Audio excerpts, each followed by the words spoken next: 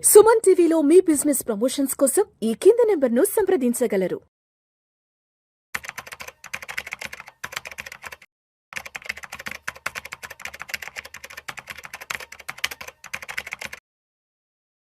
Sir ప్రభు గారు నమస్తే sir. నమస్తే అండి విష్ణు గారు.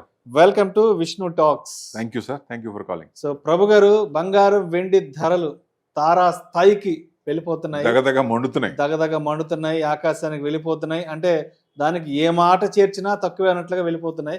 తగ్గేదేలే అన్నట్టు. 24 క్యారెట్స్ 10 గ్రామ్స్ ఏమో ఆల్మోస్ట్ 1,25,000 క్రాస్ అయిపోయింది. వెండి ఏమో కేజీ 1,60,000కు దగ్గరలో ఉన్నాయి. ఇదంతా వింటున్నాం, చూస్తున్నాం ప్రత్యక్షంగా ప్రతిరోజు. కానీ ఇవాళ ఒక వార్త వచ్చింది సార్. ఎందుకు ఆ వార్త చూశాక చాలా ప్రశాంతంగా ఉంది.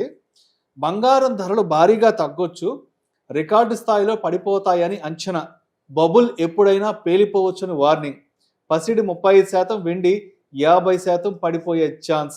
దేశీయంగానే కాకుండా అంతర్జాతీయంగా కూడా బంగారం వెండి ధరలు రికార్డు స్థాయిలో దూసుకెళ్తున్న సంగతి తెలిసిందే. అయితే ఇటీవల పెరుగుతున్న ధరలు బబుల్ లాంటివని ఏ సమయంలోనైనా పేలిపోవచ్చని ఆర్థిక నిపుణులు హెచ్చరిస్తున్నారు.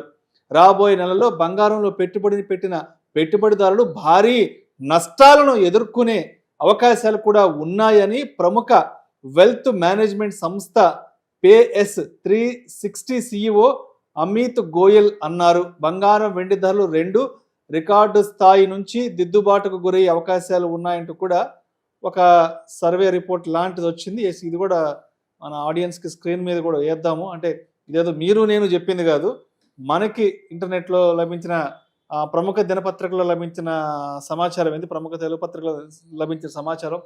సో ఏంటి సార్, ఏంది అసలు భారీగా పడిపోవడం ఏంటి, 30% తగ్గిపోవడం ఏంటి, వెండి 50% తగ్గిపోవడం ఏంటి, అసలు నిజమేనా ఈ వార్తలు నమ్మొచ్చు అంటారా?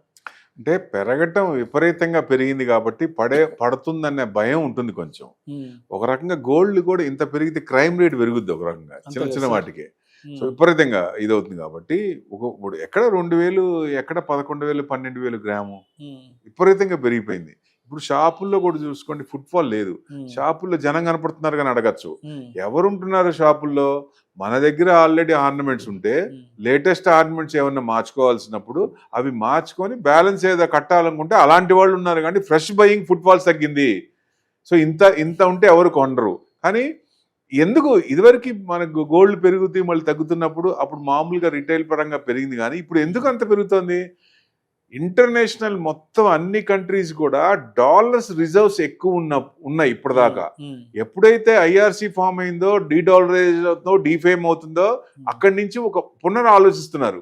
సో డాలర్ రిజర్వ్స్ తగ్గించుకొని గోల్డ్ రిజర్వ్స్ పెంచుకోవాలి. ఇది స్ట్రక్చరల్ గా పెరుగుతోంది. విపరీతంగా పడుద్దా అంటే ఎందుకు? ఇప్పుడు పడటానికి ఒక కారణం ఉండాలి, పెరగటానికి కూడా ఒక కారణం ఉండాలి. అంటే ఎందుకు పెరుగుతుందంటే ఎక్కువ చేస్తున్నారు కాబట్టి. సో కన్వర్షన్లో డాలర్ ట్యాక్స్ కట్టాలి. వాళ్ళేమో చేసే పనులు పెద్దన్న పొజిషన్ ఉన్నప్పుడు పెద్దన్న పొజిషన్ లేదు, అన్ని విపరీత పోగొడలు ఉన్నాయి అక్కడ. సో డెఫినెట్గా ఆల్టర్నేట్ ఉంది కాబట్టి గోల్డ్ రిజర్వ్స్ పెంచుతున్నారు. దానివల్లే మనకి సెంట్రల్ బ్యాంక్స్, మనకి ఆర్బీఐ ఎట్లాగో బ్యాంక్స్ అన్ని చేస్తున్నాయి కాబట్టి పెరుగుతోంది. సో ఇప్పుడు చైనా కూడా ఎప్పుడు ఎక్కువ చేయని విపరీతంగా ఎక్కువ చేస్తోంది. వాళ్ళు కనుక అమ్మటం మొదలు పెడితే, ప్రాఫిట్ బుకింగ్ మొదలు పెడితే అప్పుడు పడే ఛాన్స్ ఉంటుంది. ఏది ఏమైనా పడితే ఎంతవరకు వస్తుంది? మళ్ళీ 50,000 విపరీతంగా పడుతుందా అంటే 50,000కి వస్తుందా, 70,000కి వస్తుందా అని చెప్పలేము. అంతవరకు రాకపోవచ్చు. ఏదైనా ఏ స్క్రిప్ట్ అయినా పడినప్పుడు మ్యాక్సిమం కొన్ని ఫండమెంటల్స్ ఉన్నవి, లేనివి కాదు. అవి ఎంత వస్తుంది? 15 to 20% పడతాయి. అంటే ఈ రకంగా ఇప్పుడు చూస్తే 1,00,000 వరకు రావచ్చు, అంతకు మించి పడకపోవచ్చు. ఎందుకంటే మిగతా అంతా ఎక్కువ చేస్తున్నారు కాబట్టి. వీళ్ళ అమ్మతంతో పాటు బ్యాంక్స్ కూడా, సెంట్రల్ బ్యాంక్స్ కూడా ప్రాఫిట్ బుక్ చేసుకుంటే, అంటే వాళ్ళు ఎందుకు ఎక్కువ చేస్తున్నారు? ఆపద వచ్చినప్పుడు గోల్డ్ అనేది ఇమీడియట్ క్యాష్ కాబట్టి దాని నుంచి బయటపడటానికి. ఇబ్బంది అందరికి ఒకేసారి రాదుగా.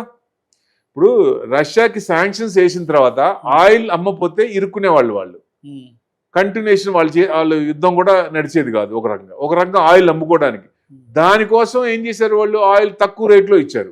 సో డాలర్ కన్వర్షన్ లేదు. సో వాళ్ళ భయం వాళ్ళది, కన్వర్షన్ రాదని. సో ఇప్పుడు ఈ కొత్త కరెన్సీ వస్తే డీడాలరైజేషన్ అవుతుంది కాబట్టి ఆల్టర్నేట్గా ఏం చేయాలి? ఏదైనా ప్రాబ్లం వచ్చినప్పుడు గోల్డ్ రిజర్వ్స్ పెంచుకోవాలి. సో డెఫినెట్గా అందుకే గోల్డ్ రిజర్వ్స్ పెంచుతున్నారు. వాళ్ళ పర్సంటేజ్ ఇంకా పెరిగే ఛాన్స్లే ఉన్నాయి.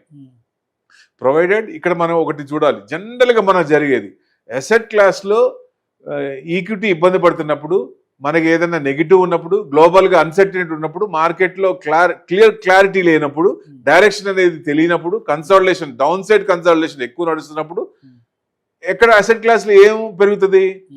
గోల్డ్ పెరుగుతుంది. సో గోల్డ్ పెరుగుతుంది కదా, ఎందుకు పెరుగుతున్నప్పుడు వీళ్ళు ఈక్విటీలో ఇన్వెస్ట్మెంట్ చేసినప్పుడు దాన్ని హెడ్జ్ చేసుకోవడానికి గోల్డ్ వాడేవాళ్ళు, అంటే ఇక్కడ లాస్ని అక్కడ కాంపెన్సేట్ చేసుకోవడానికి దాని అనుగుణంగా. కానీ ఇప్పుడు గోల్డ్ ఎందుకు పెరుగుతుంది? మళ్ళీ మార్కెట్తో పాటు గోల్డ్ కూడా పెరుగుతుంది. మీరు అబ్జర్వ్ చేశారో లేదో, మన మార్కెట్ పెరుగుతోంది, గోల్డ్ కూడా పెరుగుతోంది. ఎందుకు పెరుగుతుంది? ఎక్కువ చేస్తున్నారు కాబట్టి. సో విపరీతంగా పడే పోకడలు ఉన్నాయంటే అంత ఏం కనపడట్లేదు. వాళ్ళు కనుక అమ్మటం మొదలు పెడితే, ఎవరైతే ఎక్కువ చేశారో వాళ్ళు కనుక అమ్మటం మొదలు పెడితే లకారం కిందకు కూడా వచ్చే అవకాశాలు ఉన్నాయి. మేబీ 90 to 1 lakh పెట్టుకోవచ్చు. విపరీతంగా పడుతుందా అంటే పడే ఛాన్స్. ఎందుకంటే ఎవరికన్నా కొనాలి అనుకున్నప్పుడు, ఇమీడియట్ గా కొనాలి అనుకున్నప్పుడు, మ్యారేజ్ ఉందా ఏమనంటే ఎంత ఉన్నా కొనాల్సిందే. పెళ్లి ఉందంటే పెళ్లిళ్ళ సీజన్ స్టార్ట్ అవుతోంది. 1,00,000 ఉన్నా, 2 లక్షలు ఉన్నా, 3 లక్షలు ఉన్నా కొనాల్సిందే కదా, కంపల్సరీ కొనాల్సిందే. ఫస్ట్ చూసేదే మనం ఏదైనా దానికి ముందు కొనేదే గోల్డ్ కదా మెయిన్. సో దాని ప్రకారం చేయాలి. సో అట్లా ఉంది కాబట్టి గోల్డ్ అనేది విపరీతంగా తగ్గుతుందా అంటే మేబీ 10 to 20% ఎక్స్పెక్ట్ చేయొచ్చు, కానీ విపరీతంగా పడే అంత ఇదేం కనపడట్లేదు. ప్రొవైడెడ్ వాళ్ళు అమ్మకుండా ఉంటే, అమ్మితే కొంచెం 90 వరకు రావచ్చు అంటే అంతవరకు రావచ్చు, అంతకు మించి పడకపోవచ్చు అనేది. అంటే మనం ఎక్కువ చేసుకోవాలి టైం ఉంది అనుకున్నప్పుడు పద్ధతులు వేరే ఉంటాయి, వేరే పద్ధతులు. అంటే ఈటీఎఫ్ కానీ గోల్డ్ బీజ్ కానీ, అంటే గోల్డ్ బీజ్ కూడా ఇంత రేట్లో ఉంది కాబట్టి ఇప్పుడు మాకు ఇన్వెస్ట్మెంట్ పరంగా చూడాలా అంటే ఇన్వెస్ట్మెంట్ పరంగా చూడకూడదు. మీకు అవసరార్థం ఎంత ఉందో ఇప్పటికి కానీ టైం ఉన్నప్పుడు కానీ ఎంత గోల్డ్ అవసరమో అంత గోల్డ్ యూజ్ చేస్తే గోల్డ్ మనకి ఎంత అవసరమో అంతవరకే కొనండి, అంతవరకే ఎక్రూడ్ చేయండి. కొంటే అంతవరకే కొనండి. ఇప్పుడు హైలో ఉంది కాబట్టి టైం లేదంటే కొనాలి. టైం ఉంటే రేపొద్దున మంత్గా ఒక 2 years టైం ఉంది, ఎస్ఐపి లాగా మంత్ ఎక్రూడ్ చేయండి.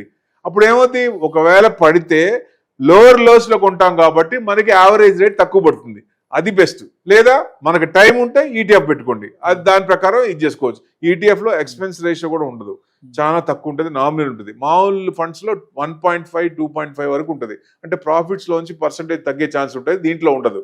సో అందుకనే గోల్డ్ ఈటీఎఫ్ డైవర్సిఫికేషన్ ఉంటుంది కాబట్టి కొంచెం రిటర్న్స్ వచ్చే ఛాన్స్ ఉంటుంది. సో లాంగ్ పెట్టుకుంటే బాగానే ఉంటుంది. మనకి అవసరార్థం ఎప్పుడైతే ఉందో 5 years తర్వాత అనుకోండి, అప్పుడు ఈటీఎఫ్ రిడీమ్ చేసుకుని లేటెస్ట్ ఆర్నమెంట్ కొనుక్కోవచ్చు.